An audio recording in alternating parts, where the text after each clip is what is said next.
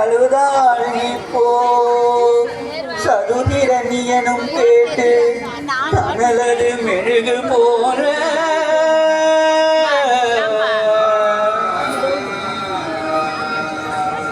விதிவசம் இதுவோ தம்பி என்று நான் வாழ்வேன் என்று குதிக்கொள்ளும் மனத்தனாகி குழந்தவன் புலம்பினானே.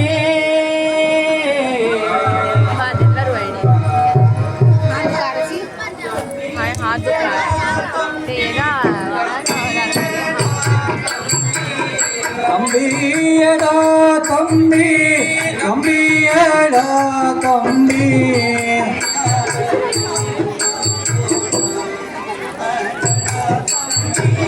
தனியாக மாந்தாயுடா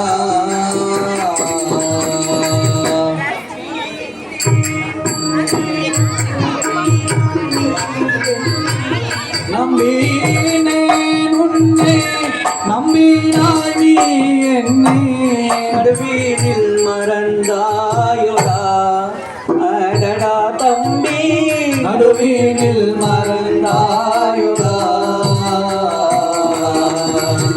உந்த நாள் செல்வம் வந்துதென்றிருந்தேண்டா உள்ள நாள் செல்வம் வந்துதென்றிருந்தேண்டா அடடா தம்பி வெறும் செல்வம் இழந்தேனடா. ஒரு இருளடந்த கானகத்தில் அழகிய மான் துள்ளி விளையாடி கொண்டிருந்தன. அந்த மானை கொல்ல வேங்கையா வர வேண்டும். மனத்தில் மான் சிங்கம் தன்னை அடித்தார் போல வனத்தில் மான் சிங்கம் தன்னை அடித்தார் போல வனத்தில் மான் சிங்கம் தன்னை அடித்தார் போல மாயவன் அடித்தானோ அடடா தம்பி மாயவன் அடித்தானோ. அந்த சினத்த மாயவனை இனத்துடன் கொல்லாமல் செங்கோல் கைப்பிடிப்பேனோடா.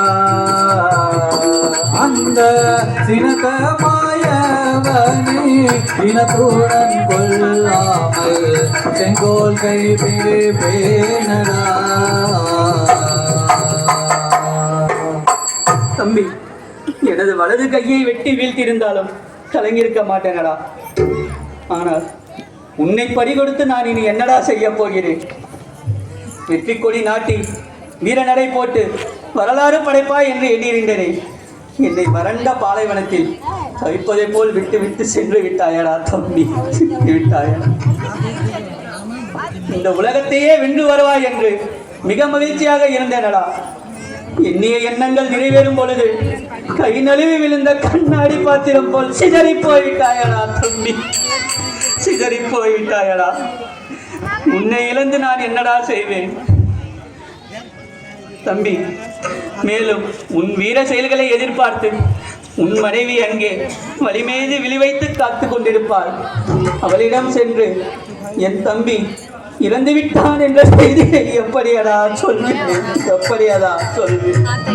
ஏனடா இந்த நிலை? என்னை தனிமையில் புலம்பும் அளவிற்கு ஆளாக்கி சென்று விட்டாயடா தம்பி. தம்பி, மேலும் இந்த உலகத்தில் உள்ள மும்மூர்த்திகளாலும் தேவர்களாலும் கொல்ல முடியாத உன்னை கேவலம் ஒரு பன்றியா உன்னை கொன்று விட்டது.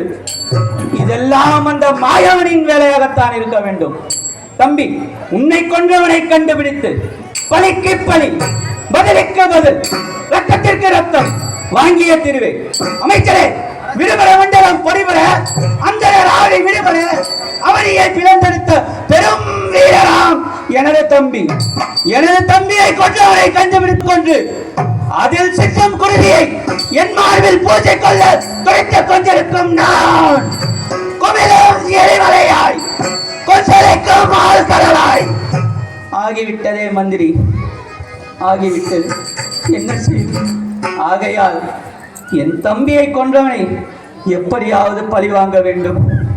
அதனால் மந்திரகிரி சாரலுக்கு சென்று பிரம்மதேவரை குறித்து கடும் தவம் புரிந்து சாகாவரம் பெற்று வருகிறேன். அதுவரை இந்த அரசாட்சியை நீங்கள் பரிபாலனம் செய்து வருங்கள். நான் வருகிறேன்.